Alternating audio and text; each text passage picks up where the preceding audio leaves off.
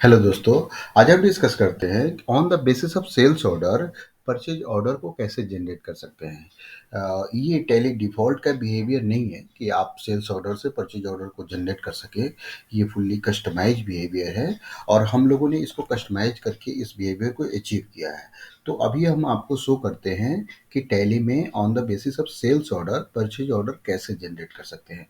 Simple process में हमने क्या किया है कि ये कंपनी को क्रिएट किया है।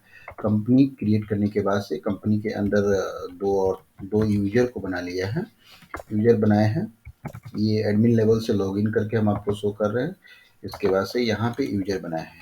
अपना अप्रूवल सिस्टम भी डाला हुआ है कि जिस सेल्स ऑर्डर का को अप्रूव करते हैं उसी सेल्स ऑर्डर का परचेज ऑर्डर जनरेट कर सकते हैं। सो इसमें अप्रूवल सिस्टम भी डाला हुआ है। सी नाम का एक यूजर है जिसके पास राइट नहीं है अप्रूवल का, तो हम सी से एक बार लॉगिन करते हैं और एक सेल्स ऑर्डर का एंट्री जनरेट करते हैं।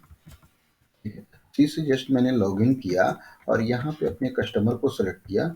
कस्टमर को सिमिलर जैसा एंट्री का प्रोसेस होता है, कस्टमर को सेलेक्ट करने के बाद से एक आइटम ले लेते हैं। जिस आइटम के बेस पे हम सेल्स ऑर्डर जनरेट करते हैं एक और आइटम को ऐड कर लेते हैं। आइटम को ऐड करते ही क्वांटिटी को पुट करते हैं।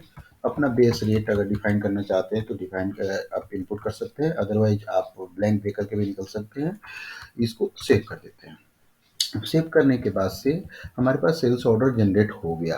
अगर हम चाहते हैं कि इसके बेस पे परचेज ऑर्डर जनरेट करना, तो हमारे पास गेटवे ऑफ टैली पे एक मेन्यू दिया गया है एसओ टू पीओ नाम से। इस मेन्यू पे जैसे क्लिक करेंगे तो आपके लिस्ट ऑफ कस्टमर का इन्फॉर्मेशन यहाँ पे आ जाएगा। कस्टमर का इन्फॉर्मेशन आने के साथ साथ और उस कस्टमर का जितने पेंडिंग ऑर्डर होंगे उसकी लिस्ट आ जाएगी आपके पास। फिर ये डेटा यहाँ पे ब्लैंक आ रहा है, इसलिए ब्लैंक आ रहा है कि अभी तक उस पार्टिकुलर सेल्स ऑर्डर को एडमिनिस्ट्रेटर ने अप्रूव्ड नहीं किया है परचेज ऑर्डर जनरेट करने के लिए। यानी कि हर सेल्स ऑर्डर को आप परचेज ऑर्डर में जनरेट नहीं कर सकते जब तक आपके एडमिनिस्ट्रेटर उस चीज़ को अलाउ नहीं करते हैं।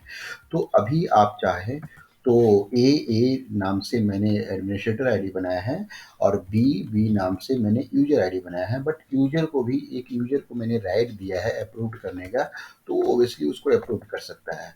अप्रूव करने के लिए आपको गेटवे ऑफ टैली पे एक अप्रूवल का मेन्यू मिलेगा, अप्रूवल प्रोसेस नाम से। इस पे क्लिक करेंगे तो पेंडिंग ऑल सेल्स ऑर्डर यहाँ पे चले आएंगे। अप्रूव्ड यस करेंगे और फॉर पीओ, ओके। जस्ट इसको सेव करते हैं।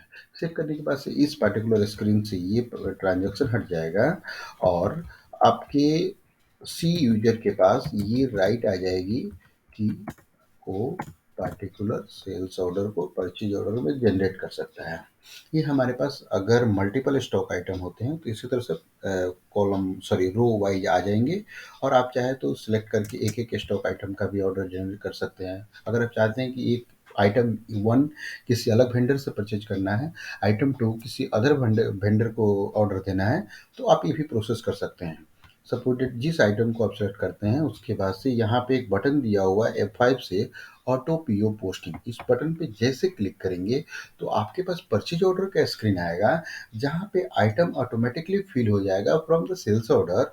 आपको सिंपली यहाँ पे क्या करना है कि वेंडर का नाम चूज करना है। वेंडर का नाम चूज करने के साथ साथ इस एंट्री को प्रॉपर्ली सेव कर देना है।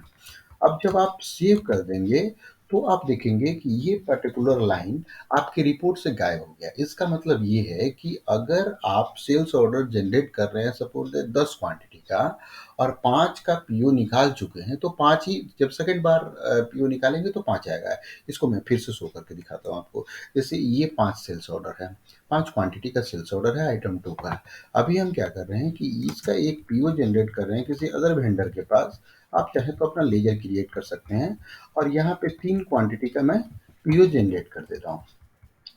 अभी फिर हम रिपोर्ट पे जब आएंगे तो देखिए इन हमारे पास शो कर रहा है order number, voucher number, godown किस गोडाउन से आया है।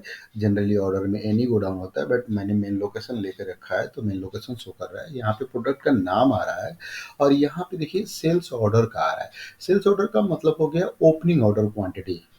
और देखिए यहाँ पे हमने 3 का दे दिया था तो 2 पेंडिंग है। 2 क्वांटिटी का ऑर्डर देना बाकी है हमको, तो 2 क्वांटिटी यहाँ पे शो कर रहा है हमको। अगर आप चाहते हैं तो यहाँ से फिर से ऑर्डर जब जनरेट करेंगे तो उस 2 क्वांटिटी का ऑर्डर जनरेट हो जाएगा। इस 2 क्वांटिटी का ऑर्डर जाए, जब फाइनल ऑर्डर हमारे पास जनरेट हो गया रहेगा, तो ये रिपोर्ट फुल्ली ब्लैंक हो जाएगी।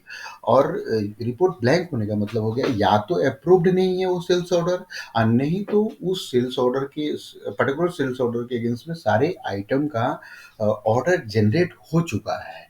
ऐसा हमको मिलेगा यहाँ पे। थैंक यू दोस्तों।